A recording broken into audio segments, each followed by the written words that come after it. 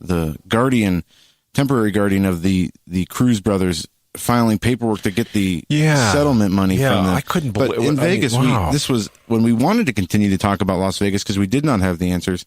This was nowhere to be found in the news. Now, this Florida event happens. We have the who, what, where, when, why, how, and it's not going away. And that's not by accident. And that's very interesting. And I do believe that the Las Vegas shooting, in my view, is perhaps one of the most curious events of our time. With resulting in the deaths of nearly 60 people, mass shooting death. But I'm still, the more I look into that, Joe, the more I'm convinced that Paddock. Look, I don't want to fall. I don't want to go too far in the weeds here, but I'm not even convinced Paddock fired a shot. Well, we have no idea what really happened. I don't know what happened, but I can tell you what. I can tell you what didn't happen. I think he was involved either way, but we don't. Involved in what though? We haven't even seen one screenshot or one picture from any of the surveillance footage. Aside from his dead body being photographed in that room, we can't even say for sure he was there or who was there with him otherwise. Right. And the problem is we are being, we can't even ask the questions.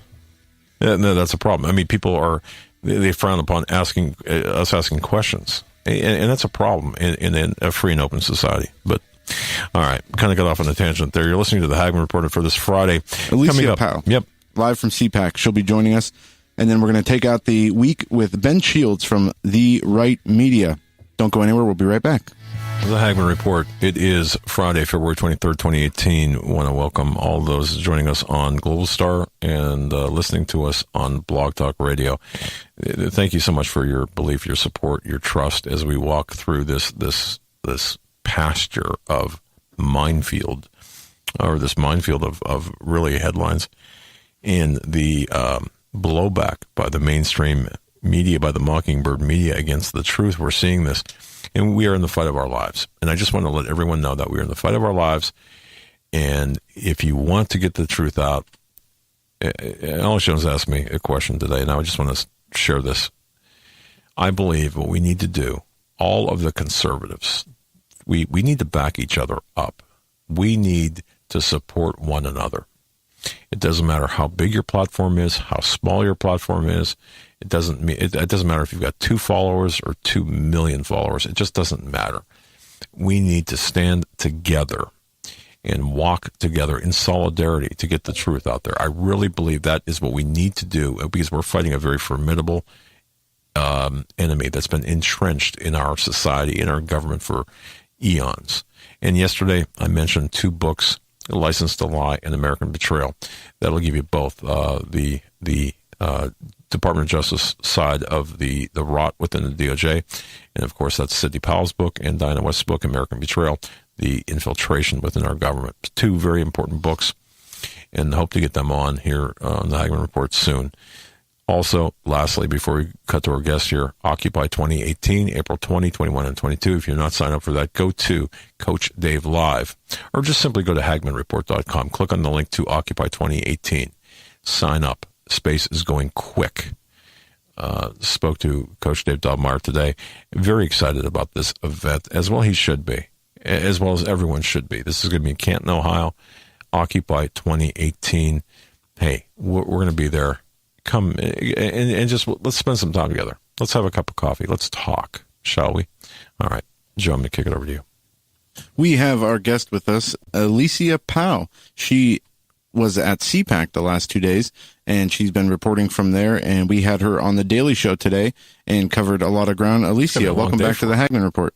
Hi, nice to talk with you again. It's been a very busy 2 days. If anyone's ever attended CPAC, you know it's like kind of like going to Disneyland on or Great Adventures on a Saturday. That's how many conservatives gather from around the country to show their support for Trump in this case and demonstrate their patriotism and love of America. That's really what you absorb at any conservative conference, is just how much the conservatives in this country appreciate our Constitution and our country and our freedoms. Well, what was the Magic Mountain moment for you then, comparing it to Disney World or Disneyland, with respect to CPAC? Not necessarily getting home after a long day. I guess that could be part of it, because it's really exhausting. Like as you go to an adventure park, but I mean, I got to speak to a lot of great people. I mean, we for the issues of the day, I think a lot of us, and maybe I have my judgment skewed as a reporter, but what else is there to reveal this week about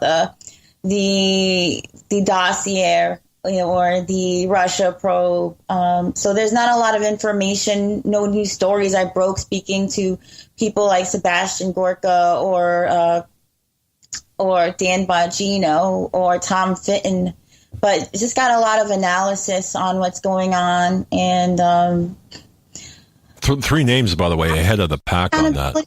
Sorry, huh? I just want to say three names: Dan Bongino, Tom Fitton, and Sebastian Gorka ahead of the pack with respect to the Russian story and how that involves Hillary Clinton and Obama more than anyone else. Tom Fitton, of course, fighting for the right to see the background information. Dan Bongino speaking from a position of previous government service as a federal agent, and Sebastian Gorka as a political analyst. So good stuff there. But yes, you're right. Videos to come on that. I got video interviews with them that I'm going to cut and edit and post soon. But I mean, I think what a lot of us Trump supporters fear, or a lot of conservatives fear, is that once again, nothing will become of all of this. I mean, conservatives are kind of complacent in a lot of ways compared to the liberal counterparts. I mean, as I mentioned earlier, if the shoe were on the other foot, and just imagine it for a moment, if Democrats, if it was Donald Trump who had actually, leftists do think Donald Trump rigged the election, included with Russia. Right. We see their outrage to an extent, but had everything unraveled the way it did, what would be the leftist outrage? I think when we're watching this unfold, we're just stunned by the degree the FBI corroborated with the Clinton campaign, and Clinton, corroborated with foreign entities to paint this narrative that Trump somehow stole the election from her, that she's owed. But I mean, you make a good point there, Alicia. What is it going to take? What is it going to take for conservatives to get peeved off enough to take to the streets? I mean, what are the progressives going to have to do to us? Take away our puppy? I mean, look, and I don't mean to be flippant about this, but my goodness, it seems like we tolerate so much from these lobotomized liberals that. What's it going to take for the conservatives to get off their butts and get out there and to make a difference in the streets if that's what it's called for? I mean, or what do we do? The optics do matter, because we see the liberal optics on all of these situations. Any given issue, the liberals benefit from AstroTurf, from George Soros manufactured publicity stunts that they essentially hold. Anytime they have manufactured outrage. Victimhood rallies.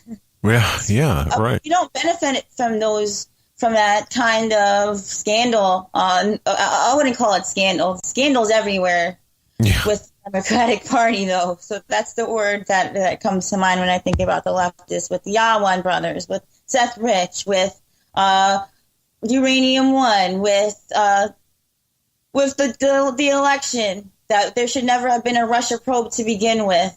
And yet, with all of this debauchery, we don't see enough outrage on the conservative side. In fact, I spoke with Mike Cernovich today also, and the people he's been talking to, they said, he told me they're not even going to probably vote in 2018. Oh, so this decency that's so prevalent, I mean, it's really dangerous, because like freedom is always on the, something we need to appreciate. It's always on a generation away from extinction, as Ronald Reagan said. And I agree. It's just 2 degrees from Clinton having won and Trump won. And now, if you think things are bad now, imagine if that woman were in power, or even Bernie Sanders, for that matter, had the election not rigged. Exactly. And I can't even imagine where we'd be under a Clinton regime. I mean, we've seen this. I was on InfoWars today, and we were talking. Milo was there in studio, and we were talking about, among other things, the censorship by the leftist media, by Twitter. And I know that you were on the program both this morning on John and Joe's program and earlier this week on ours, but I mean, I can't even formulate a proper question. What the heck are we going to do about this? How are we going to respond? It's really stunning. I have many friends who start their own news endeavors, and their revenue, their traffic is reliant on Facebook. Not even Twitter, like Facebook is where they get their revenue. They figured out how to circulate their articles or whatever news they're reporting and get a large amount of traffic. And these conservative news sites are getting no longer able to function because Facebook shuts all of their pages down and stops them from functioning. And then you think if you are in a news business and times are getting slow, the revenue's not coming in the way it did a few years ago. It's intentional. I mean, right after Trump won the presidency, let's just say a year and a month ago, that's when fake news started, the anti-fake news. What is fake news? I mean, right now we're facing we're the leftists, the Democrats, the commies. They're defining what fake news is, and essentially a lot of it is what's pro-Trump. They just they realized, like, back a few decades ago, there was just ABC, NBC, and CBS. Right. Before there was cable and before there was internet, so they had more monopoly over and control over the information that gets out there. And then there was CNN and Fox News, but something's changed in the last 5 years. You've got lots of citizen journalism. You've got, they can't maintain their strategy.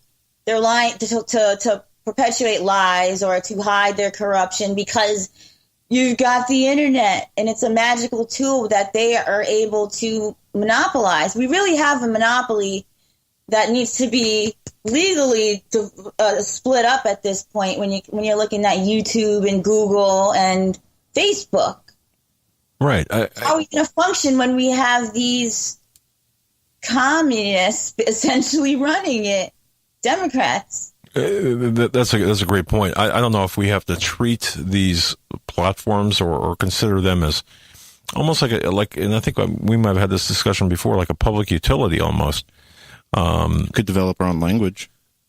Well, our own coded language. But you're absolutely right with respect to the platforms and how the media and how the Silicon Valley and the media have kind of come together and are tamping out the voices of the conservatives and in fact anyone they don't agree with, and they're not seeing the light of day. They're being demonetized. They're being just pushed in the shadow bin of nothingness. So the age of memes and these short little videos that we see, some of them are entertaining. I mean, Hillary Clinton could not be. You can't cover up the fact that she's bobbleheading, and we make all of these videos highlighting all of those flaws. You can't cover up all of the scandal and all of the corruption the way you could have a couple of decades ago. Everything's kind of magnified, and really, would Trump had won the election had we not have this new media force constantly fact checking and constantly bringing everything to light?